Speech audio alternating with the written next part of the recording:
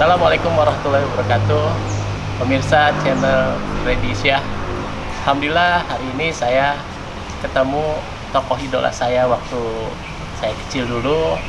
Beliau sudah manggung di mana-mana, yang terkenal dengan Ngelaba. Kalau tahu Ngelaba, pasti tahu dengan tokoh yang namanya Bang Haji Akri.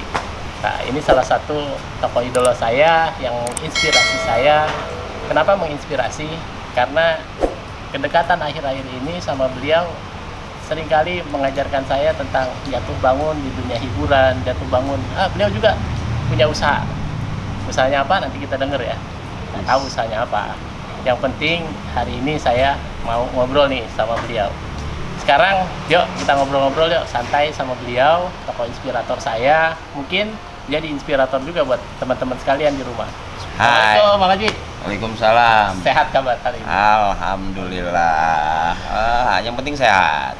Walaupun kita belum kaya, tapi harus sehat. Buat apa juga kalau kaya banyak duit tapi nggak sehat, ya kan? Buat teman-teman ya yang Teman-teman Predisya teman-teman Predisya yang pengen menghidupkan inspirasinya, ya banyak-banyaklah ngobrol dengan tokoh-tokoh senior. Ya kalau saya kan di dunia komedi ya, berawal dari dunia komedi, kita yang namanya Akri itu ada Patrionya, ada Parto Patrio, Eko Patrio, dan saya sendiri Akri Patrio yang bergabung dalam bentuk Patrio. Dan Patrio itu kita bikin tanggal 10 bulan 10 tahun 94. Dan tercetus dari mana? Dari kumpulnya kita di radio. Kita kumpul di radio, zaman itu Parto punya grup, Eko punya grup, dan saya sendiri belum punya grup. Tapi saya gabung di fans club radio, memainkan drama-drama radio. Drama radio. Namanya itu fans club radio SK, Sekak, senyum ketawa asal kreatif. Itu tahun 94 kita bikin grup, terus kemudian 95, eksis dulu kita di radio. 2 tahun di radio, eksis kita. Tapi masing-masing sebelumnya punya grup ya, Parto punya grup, Eko punya grup, dan eksis juga di radio. Mereka artinya terkenal juga saat itu. Iya, enggak, belum booming lah. Belum booming. Boomingnya Parto, boomingnya Eko itu setelah kita punya Patrio Group. Ada saya di situ kan. Dan kita sampai lama itu antara 11 sampai 13 tahun lah gitu di Ngelaba itu. 13 tahun sehingga pada saat awal-awal itu benar-benar dari nol. Kita mulainya dari anak-anak yang lugu gitu ya, secara ekonomi, secara performan juga kita bukan orang-orang ya kaya gitu kan, sehingga apa adanya. Memang mulai dari nol lagi. Oh iya. Dari nol banget ya.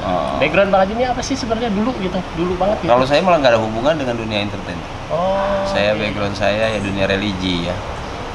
Bapak tokoh religi gitu lah, artinya mualim kampung lah. Kemudian kakek juga masyhur, termasuk seorang kiai besar juga.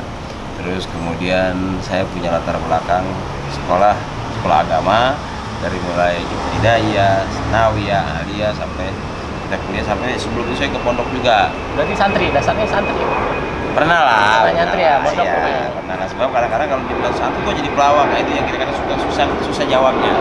Artinya teman-teman kalau tarik sedikit cerita beliau, background beliau sebenarnya nggak ada sama sekali di dunia keartisan.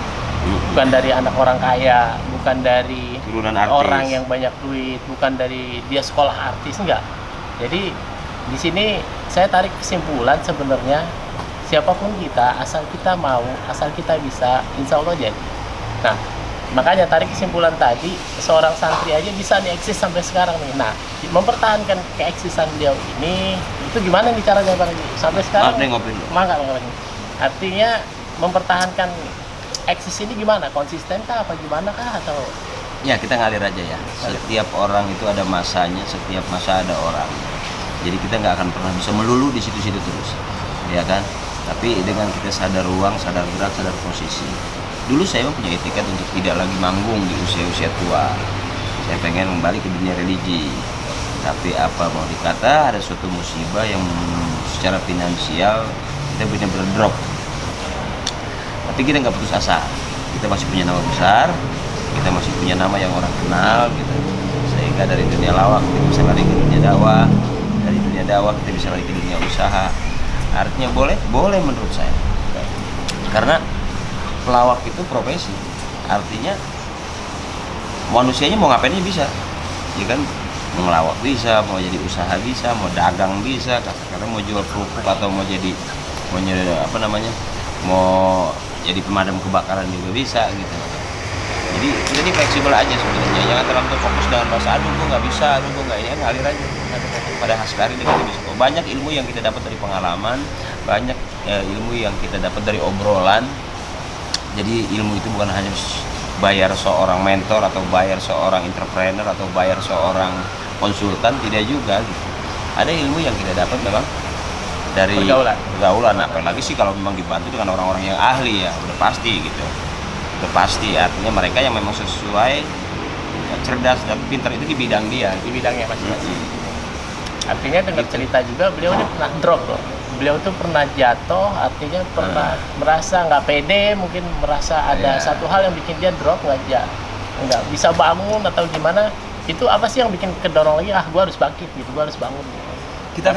Kita berasa banget sih, kita lahir, tumbuh, besar, sukses. Itu memang karena kerja keras kita berteman, kita bersahabat, kita bermitra, itulah yang membuat kita besar. Sampai satu ketika begitu kita kehilangan pekerjaan, kehilangan penghasilan, tapi kita nggak mau kehilangan kawan, gitulah. Jadi akhirnya kita merasa bahwa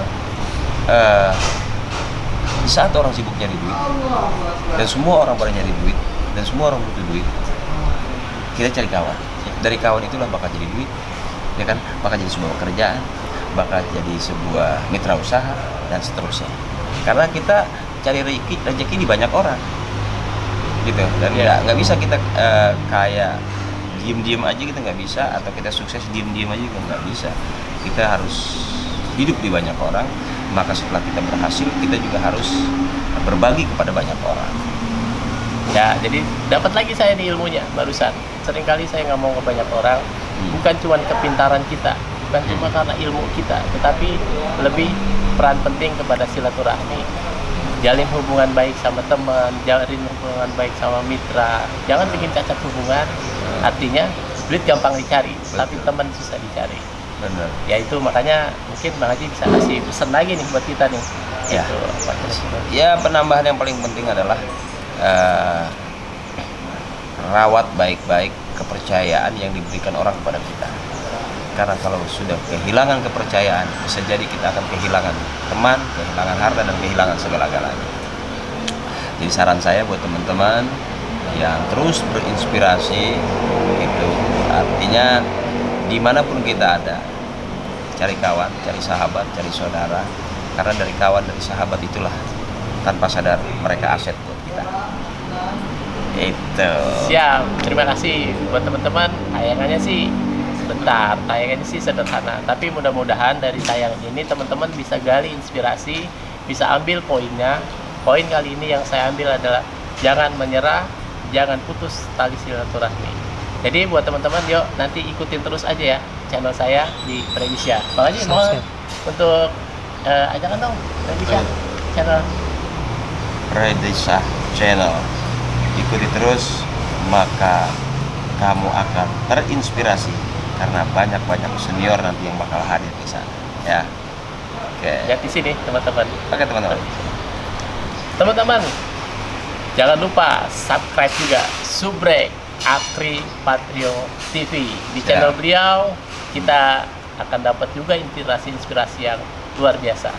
Oke, assalamualaikum warahmatullahi wabarakatuh.